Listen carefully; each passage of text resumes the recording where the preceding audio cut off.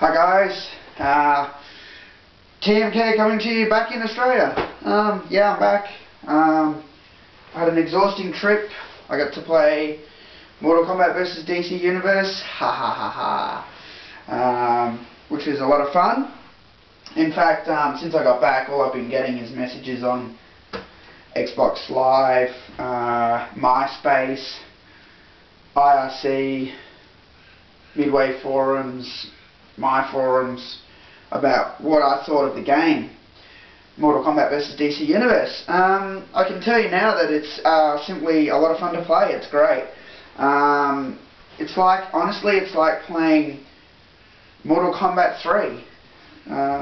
If you watch the videos, you'll see that it's very special move orientated, and it doesn't have any of that fighting style bullshit anymore. Like, as good as it was when it started in Deadly Alliance, it just got out of control. It kept being made bigger and bigger and bigger, and the moves, I mean, how many of you guys out there know all the moves in Deception for every, or Armageddon, for every character, for every fighting style? No one knows that shit. It's too much. Most people just master a character. Well, I know that's what I did. I mastered, like, 5 characters or something, and then when I played the others, I just sort of just figure it out. But there's no way you can know how to do the trip for everyone or the roundhouse when you had all those fighting styles. So, in this, no more fighting styles. You just got your basic fighting moves, and then you got your specials, and you got combos. So, you got your basic, kicks and punches, and you got the uppercuts in there, the sweeps in there. Some characters had the roundhouse. I'm not sure about that, because one of the characters, when I tapped back and high kick, didn't have a roundhouse. So I don't know if it's back and high kick for everyone for the roundhouse, or not high kick 4 or whatever it is now. It's where high kick is, but yeah, you tap back and like 3 where low kick would be, and you do a sweep, but you press down and 2 and you do an uppercut. So it's good that they've made the fighting mechanic more raw, more how it was in MK3. You even can start a combo MK3 style. You jump in with a flying punch and then go straight into your high punch, because most characters were high punch, and then whatever. I think Scorpion's was, let me think now, high punch, or 1-1-2, 1-1-2-3-4, I think it was, which had like a punch, kick, roundhouse sort of thing. And the good thing is you can do those combos. You can integrate special moves into the combos. So you might go, high punch, harpoon, get over here, and then finish them off with that roundhouse combo. So there's a lot of stuff where you can juggle them too. Like a lot of characters.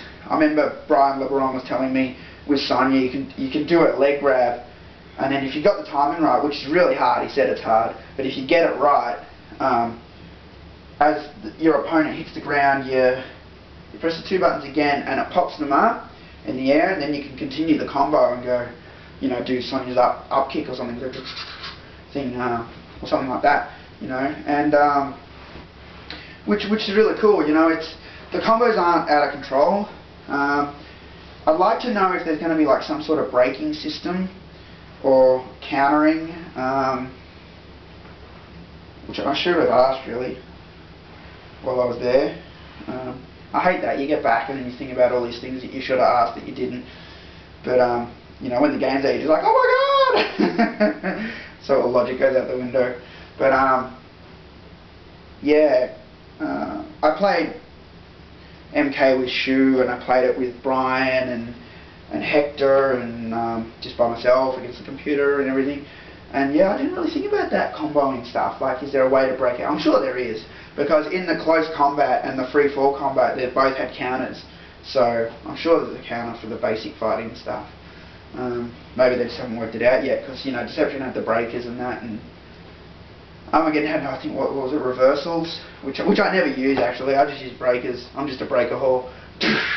It's just so much easier than to reverse a combo, But yeah, so okay, let me now talk about Michi. Let me talk about the characters. Scorpion. Scorpion is pretty much like let me think about which Scorpion he's like. He's like MK2 Scorpion. He's like MK2 Scorpion, but with that Hellfire and that Fire Charge move. So, he's got the Harpoon, the Teleport Punch, which can be done in the air. He's got the Scissor Grab, which I don't think I did that. I might have done that. I don't think I got it on film though, because there was times I was playing where I wasn't filming. So, yeah, but I saw it in a video. He does that thing, which is cool.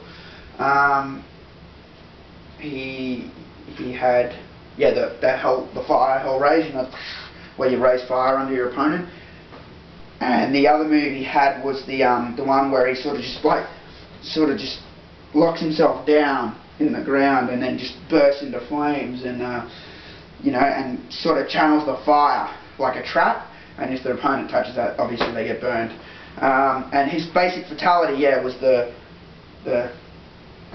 thing with the yellow eyes, and the mask comes off and just drops the flames on to the opponent and they burn, which you can watch on YouTube if you haven't already. I'm sure you guys have seen it though.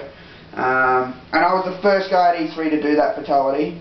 I'm putting it out there right now. I was the first guy to do it at E3. You know, I overheard Hector, I don't know if he knows, but I overheard Hector say how to do the fatality to like some Midway guys, and then yeah, I just did it, and I'm like, cool, you know. But yeah, I had all the trouble with the fucking camera and widescreen and adding bars and all that rubbish, and the internet not working in the convention center, and then me trying to convert it that night, and it just taking hours and hours and hours, and it was a nightmare, you know. So everyone beat me to it. Every exclusive I had at E3, I got beaten to. I knew that John Tobias was going to be doing the comic book from my Ed Boon interview.